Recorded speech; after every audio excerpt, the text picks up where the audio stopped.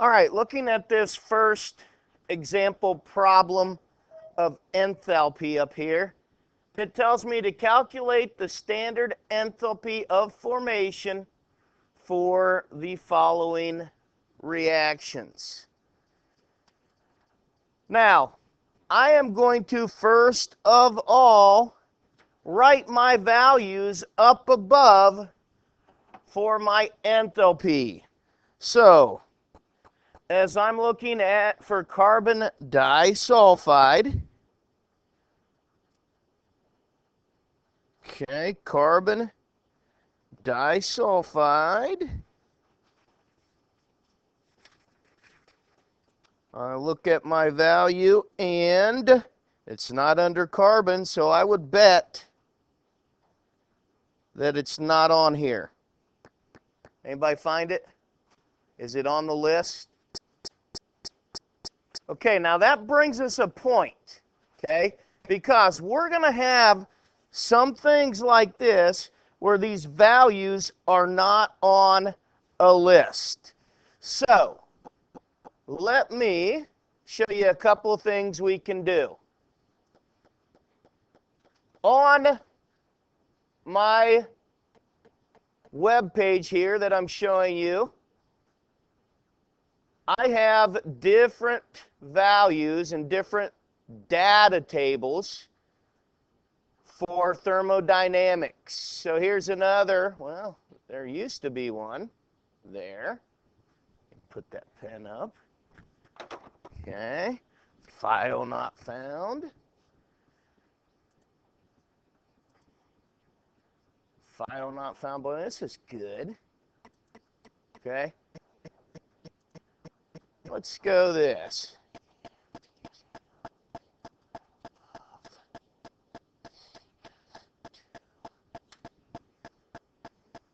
All right, now, what I did there is I just typed in a Google search, enthalpy of CS2. And as I can see, it has different values for enthalpy, has the specific heat, has the standard entropy of the liquid. So I'm looking at that and I'm saying the enthalpy of formation, which is going to be this value right there. You guys might not be able to see it in the back. It says 89.41. So I bring back that value, 89.41. Oxygen as a gas. Okay, oxygen as a gas. Typically, if I have anything by itself, the enthalpy is going to be 0. Carbon dioxide gas, negative 393.5. And finally, SO2 as a gas, negative 296.9.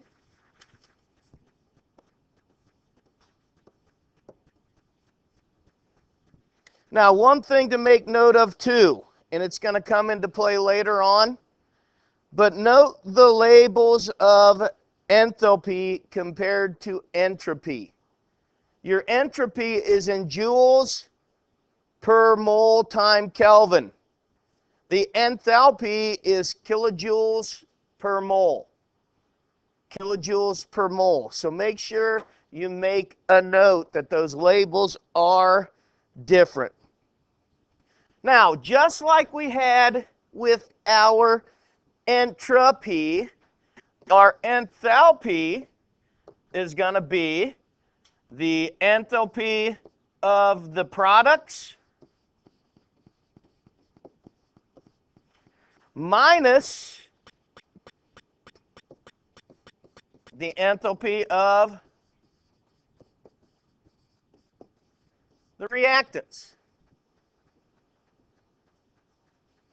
So as I go through my reactants,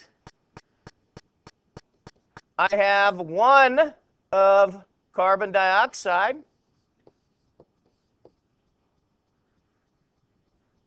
So to that, I'm going to add my 2 times the negative 296.9.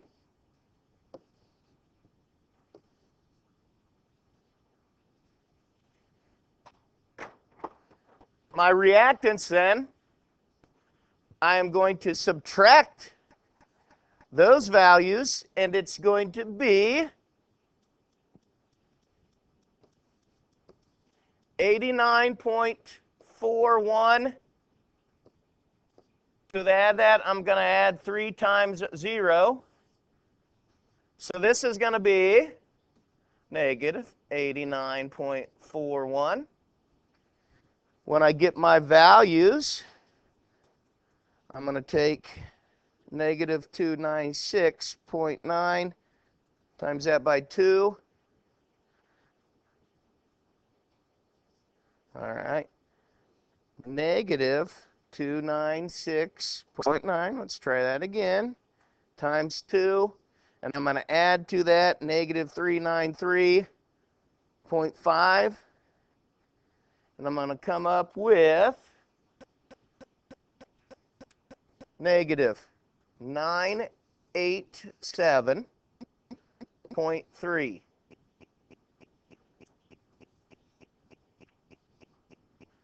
So I'm taking a negative 987.3 and I'm subtracting 89.41, and I come up with a value of negative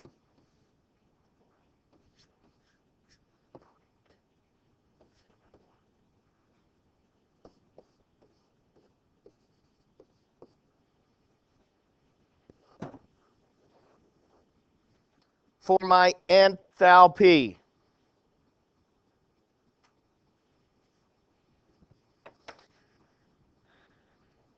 So it's very similar to what we just did with entropy, but what's the difference?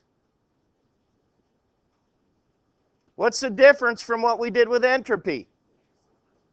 We're using a different column on our chart, right? We're just using a different column on our chart.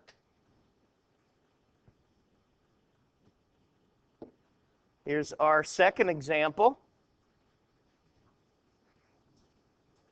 Go ahead and copy that down, then we will work it.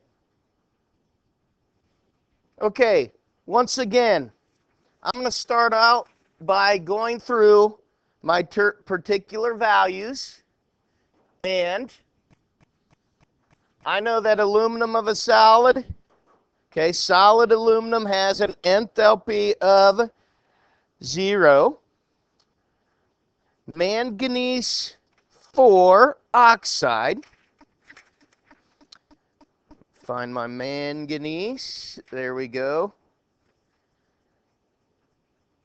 MnO2 as a solid, negative 519.6.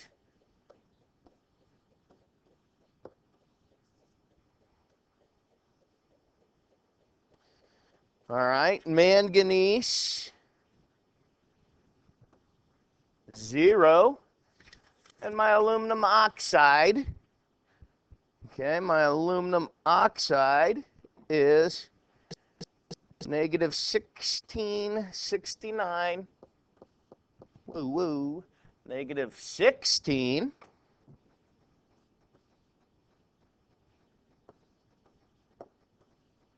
negative 1669.8.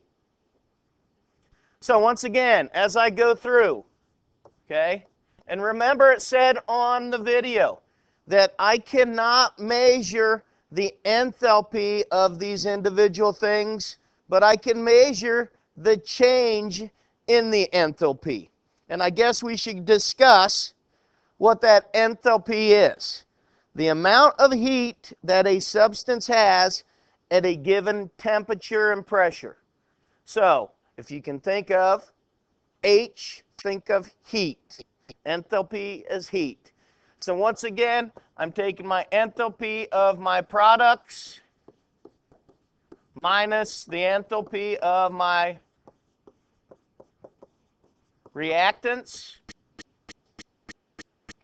As I do so, I have 3 multiplied that by 0.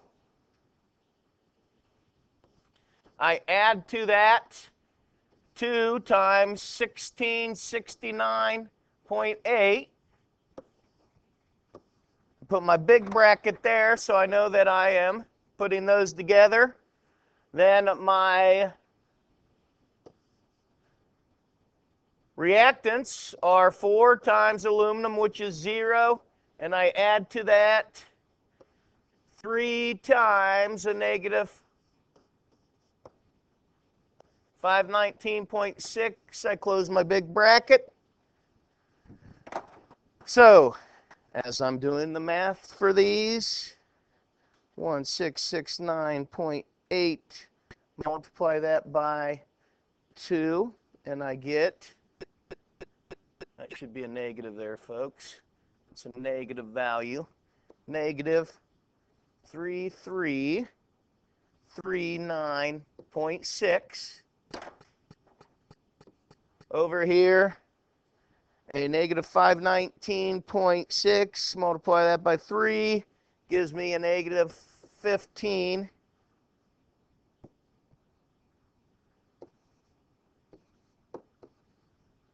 Okay? Now, in this particular one, I'm minusing a negative, and I'm going to put that in parentheses. Because what am I really doing if I'm subtracting a negative? I'm really adding that, right? So I'm going to take negative 3339.6, and I'm going to subtract from that the negative 1558.8. And I am going to get a value of negative 1780.8 kilojoules per mole. Now, we're talking about these positive and negative values. What are those telling us? Okay? What does the positive and negative value tell us? Hopefully this would be something that you wrote down in your notes. Okay? What do the positive and negative values tell us about that particular enthalpy? Kane? If it's endothermic or exothermic, which is which? You know? Endothermic is positive, good, and exothermic is negative. So what type of a reaction is this? Exothermic, and that tells us what? What's it tell us? It releases the heat, correct? It releases the heat. Now I have one final one right here.